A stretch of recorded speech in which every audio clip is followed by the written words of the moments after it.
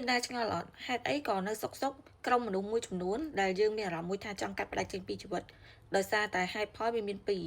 ទីមួយនោះគឺដោយសារតែអាចនិយាយបានថាពួកគាត់មិនមែនមិនល្អទេតែដោយសារតែព្រៃកង់ខុសគ្នាផ្នត់កំណត់ខុសគ្នាក៏អត់អាចដើរផ្លូវរួមគ្នាបាន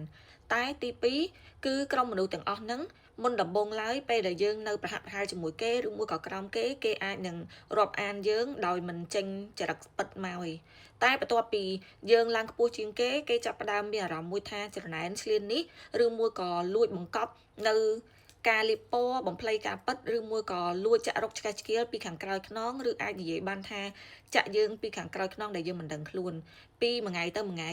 វាមានរឿងជាច្រើនដែលតែងតែផ្លាស់ប្ដូរអញ្ចឹងហើយអត់មានអីចម្លែកទេដែលក្រុមមនុស្សដែលមិនស័ក្តិសមជាមួយនឹងផ្នត់គំនិតរបស់យើងឬមួយក៏ព្រៃកង់របស់យើងឬមួយក៏អាចនិយាយបានថាអត្តចរិតរបស់យើងនឹងអាចនឹងដើរចេញពីជីវិតយើងឬមួយក៏យើងអាចនឹងកាត់ផ្តាច់ពួកគាត់ចេញពីជីវិតយើងផ្ទាល់តែម្ដង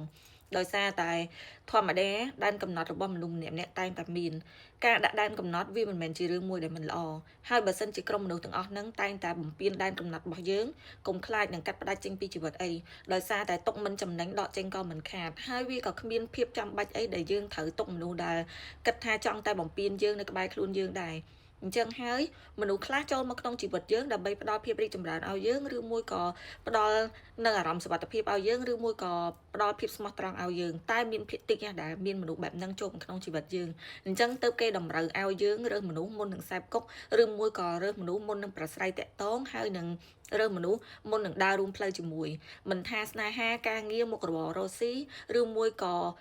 ការដើរលេងកម្សាន្តអីបើសិនជាផ្នត់គំនិតរវាងមនុស្សមួយក្រុមហើយនឹងយើងមិនត្រូវគ្នាឬមួយក៏មិនស័ក្តិសមជាមួយគ្នាទេទោះបីដើរបានត្រឹមតែដើរតែសួរថាមានអារម្មណ៍សុបាយចិត្តឬក៏មានអារម្មណ៍មានក្តីសុខអត់គឺអត់មានទេអញ្ចឹងកុំចំណាយពេលខ្ជះខ្ជាយទៅលើក្រុមមនុស្សទាំងអស់នឹងអីហើយបើសិនជាអាចកិច្ចបានច្រើនប៉ុណ្ណាគឺល្អប៉ុណ្ណឹងហើយមនុស្សខ្លះទៀតចូលមកក្នុងជីវិតយើងគ្រាន់តែចង់ទាញប្រយោជន៍ពីយើងទេអត់មានបំណងថាចង់រាប់អានយើងដោយពិតប្រាកដទេបើសិនជាយើងមានប្រយោជន៍ទៅគេរាប់បើសិនជាអត់ប្រយោជន៍ក៏គេដើរចេញហើយបើសិនជាបែបហ្នឹងដដែលសួរថាតើយើងគួរតែរើសមនុស្សដែលប្រស្រ័យតាក់ទងហើយនឹងដាក់ព្រំដែនឲ្យច្បាស់លាស់អត់ប្រកាសណាស់ត្រូវតែដាក់ជាដាច់ខាតបើមិនអញ្ចឹងទេគេអាចបំពេញយើងថ្ងៃណាក៏បានឬមួយក៏គេចង់កេងប្រយោជន៍ពីយើងពេលណាក៏បាន